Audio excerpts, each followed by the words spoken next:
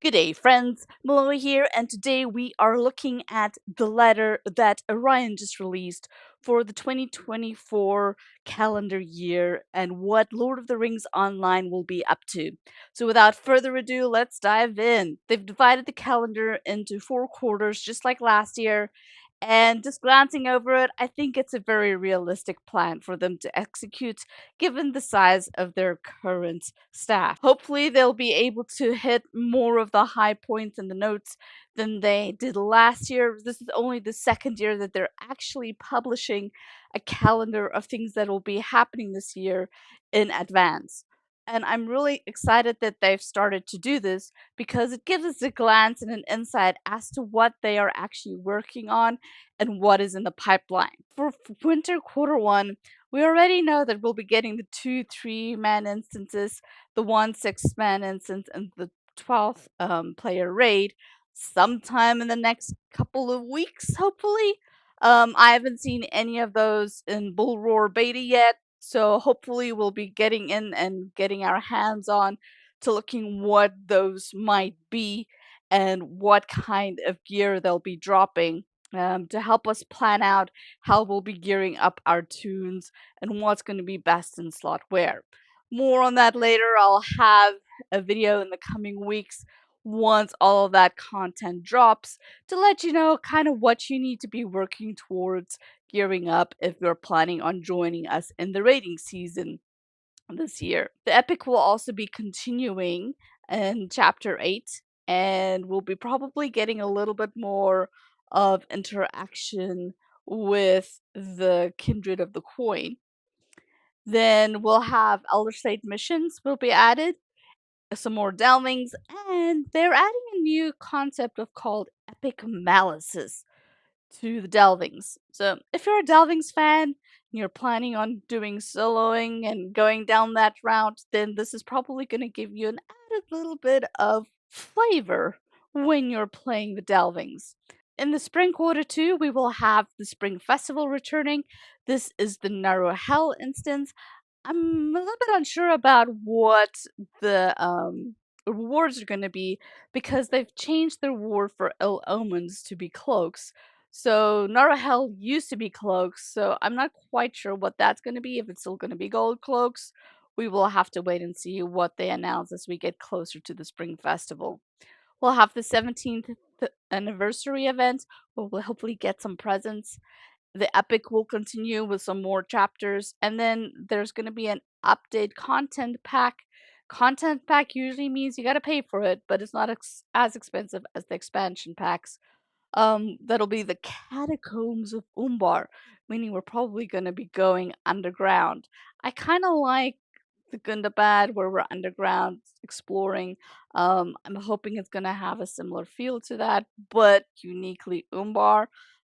We'll have to wait and see. Maybe some pirate coves that we get to explore and some pirate treasure that we get to go find. I think that would be a very interesting storyline to pursue. Summer third quarter, we get the Midsummer Festival. We will have what is for me the most exciting thing of the whole year, an additional hobby. I've been asking for years for them to add an additional hobby. I don't care what the hobby is, just as long as there's a new hobby. Drop some comments below if you have a suggestion as to what your idea for a hobby is and what hobby you would like to see. In the past, I've come up with things like knitting or sailing. Sailing would be one. Yeah, there's so much direction they could go in here while still staying true to the lore. So it'll be interesting what the actual hobby is that they come up with. There'll be a fourth profession added. Right now, we all just have 3 professions. So, like cook, jeweler, tailor. They'll be adding a fourth line profession to allow you more flexibility in what you're doing.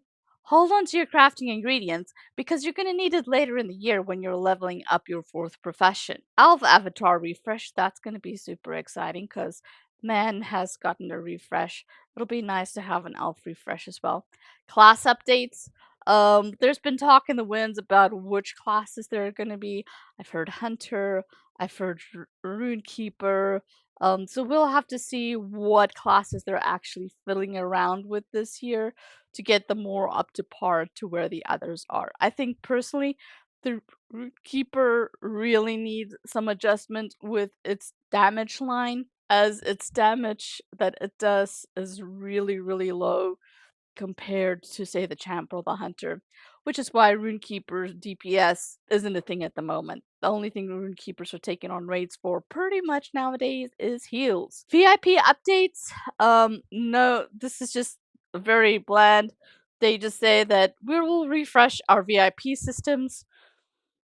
We'll have to see what we get as VIPs. I hope that we at least will maintain ability to have our VIP perks, which includes, having the auction house and the vault and all of that wherever you go. But maybe they'll be adding a couple of things that would be really nice. It'll be interesting to see what additional things they come up with VIPs.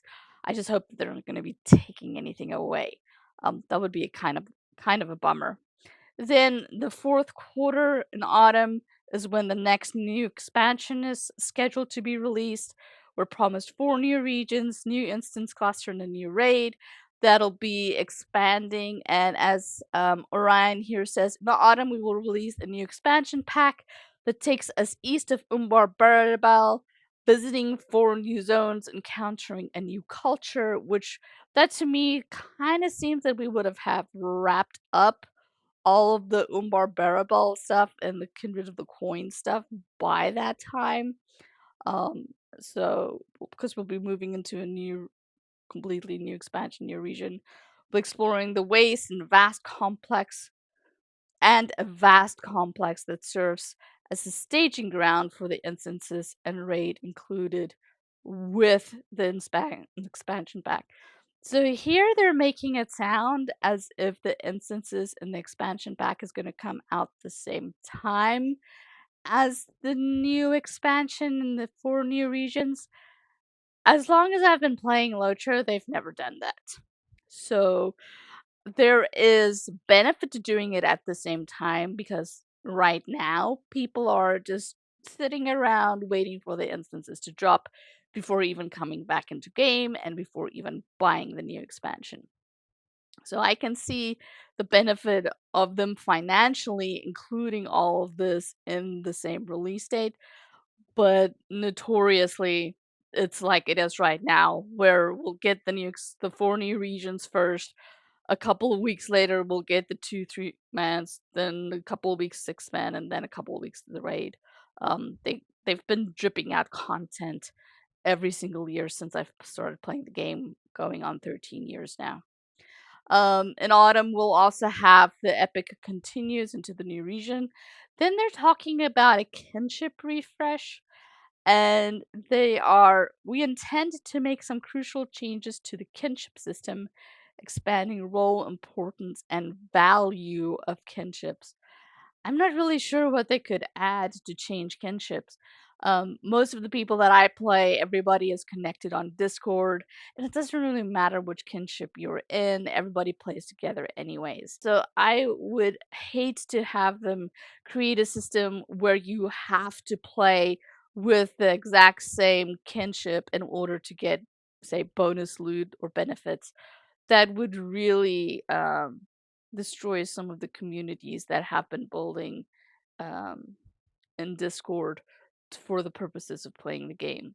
So I'm a bit hesitant to give an opinion about what I think those kinship refresh is going to be, but there are some tools that would be really nice to have moving forward. For example, if you're in the kinship and they decide to run a raid, if they could just okay, everybody click here to join the raid, and then it's just for the kinship and people can click on it and automatically join versus having to do this whole send the raid leader to tell, get them to invite you, and so forth. That could be a really, really bonus thing that will make, which would be a quality of life improvement that I can see being really beneficial. And then we'll get the harvest math, which is Storvigans, so more Storv bracelets with the Yule Festival. And that's really it. So you can see some of it is content that we are already used to every single year. which probably on their end is not going to require a lot of coding, especially the festivals. But then the rest of the things are big ticket items, such as the hobby, such as the new expansion pack. To see. So yeah, I think it's an exciting year for Lord of the Rings Online. If you haven't ever played the game, be sure to come check it out. It is free to play, and we're gonna have a lot of fun. I hope to see you in the game. Bye bye.